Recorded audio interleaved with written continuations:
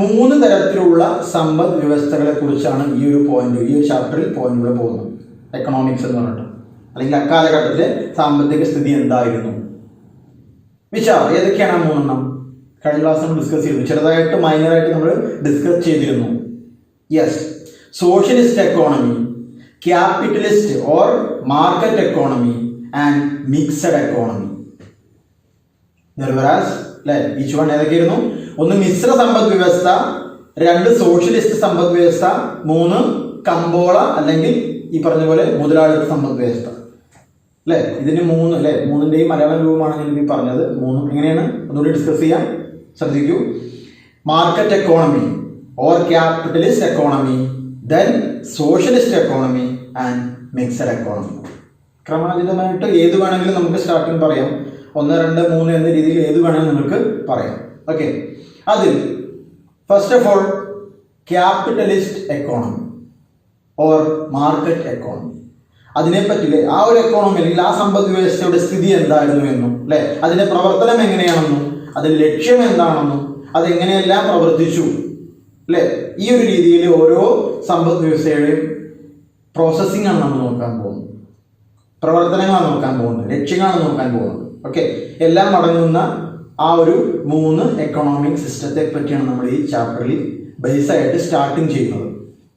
ഈ ഒരു ചാപ്റ്ററിൽ എന്ത് തന്നെയായാലും നിങ്ങൾക്ക് ഈ ഒരു 3 ക്വസ്റ്റ്യൻസ് അല്ലെങ്കിൽ ഈ ഒരു 3 എക്കണോമിയെ ബന്ധപ്പെട്ടൊരു ക്വസ്റ്റ്യൻസ് വരും, ഫീച്ചേഴ്സ് വെച്ചിട്ട് വരും, ഇറ്റ്സ് ഓൺ ഗോൾസ്, നേട്ടങ്ങൾ, ലക്ഷ്യങ്ങൾ എന്തൊക്കെയാണ്, അല്ലെ ഏതെങ്കിലും ഒരു സബ് ടോപ്പിക്കുമായി ബന്ധപ്പെടുത്തി ഈ 3 സമ്പദ് വ്യവസ്ഥയും തമ്മിൽ ഒരു ചോദ്യം എന്തായാലും വരും.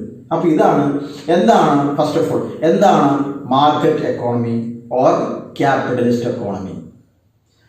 മുതലാളിത്ത സമ്പദ് വ്യവസ്ഥ അല്ലെങ്കിൽ കമ്പോള സമ്പദ് വ്യവസ്ഥ എന്ന് പറഞ്ഞാൽ എന്താണ്? ഇത്രയേ ഉള്ളൂ.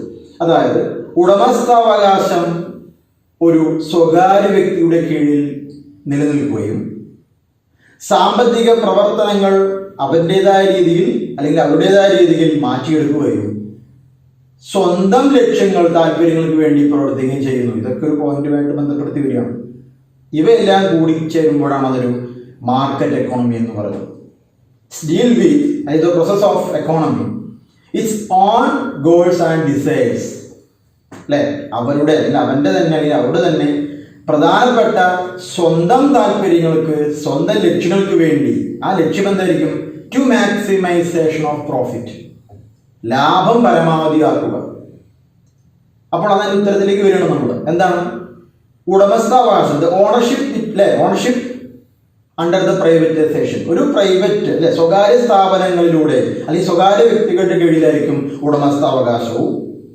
ഇനി ദ പ്രോസസ് ഓഫ് എക്കോണമി എങ്ങനെയായിരിക്കും? It's own desire, it's own goals, സ്വന്തം താല്പര്യങ്ങൾക്ക് അല്ലെങ്കിൽ അവരെന്ന് പറയുന്നതാണ് മുതലാളി വർഗം, അല്ലെ മാർക്കറ്റ്, അവരുടെ രീതിയിൽ അല്ലെങ്കിൽ അവരുടെ ലക്ഷ്യങ്ങൾക്കും വേണ്ടി മാത്രമായിരിക്കും പ്രവർത്തിക്കുന്നത്. ഇനിയോ ലക്ഷ്യം എന്തായിരിക്കും? ടു മാക്സിമൈസേഷൻ ഓഫ് പ്രോഫിറ്റ്, പരമാവധി ലാഭം കൊയ്യുക, ലാഭം കൈക്കലാക്കുക.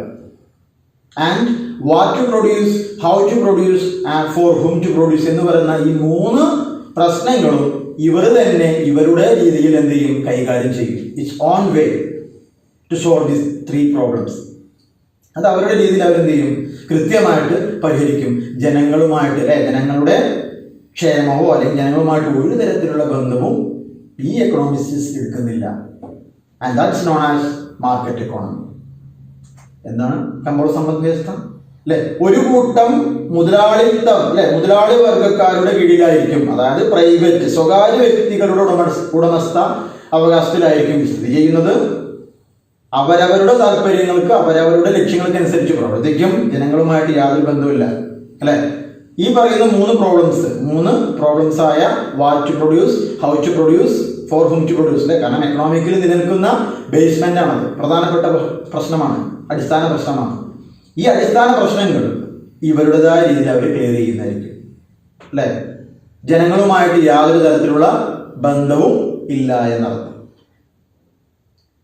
പരമാവധി ലാഭം കൊയ്യുക, ഇതാണ് മുതലാളിത്ത സമ്പദ് വ്യവസ്ഥ എന്ന് പറയുന്നത്.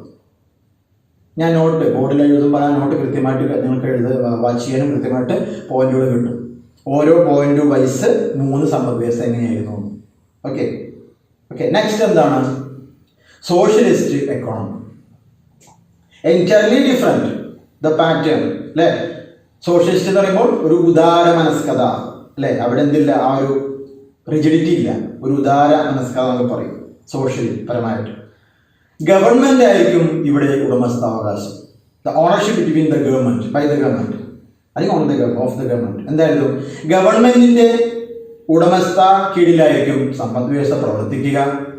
പിന്നീട് പ്രവർത്തനമായിരിക്കും അല്ലെ ഒരു കൂട്ടം മുതലാളിത്ത വർഗം എന്ന് പറഞ്ഞു, അല്ലെങ്കിൽ പ്രൈവറ്റൈസേഷൻ എന്ന് പറഞ്ഞു. അത് നേരെ തൊട്ടിപ്പുറത്തോട്ട് മാറുമ്പോൾ ഗവൺമെന്റിന്റെ കീഴിലായിരിക്കും പ്രവർത്തിക്കുന്നത്.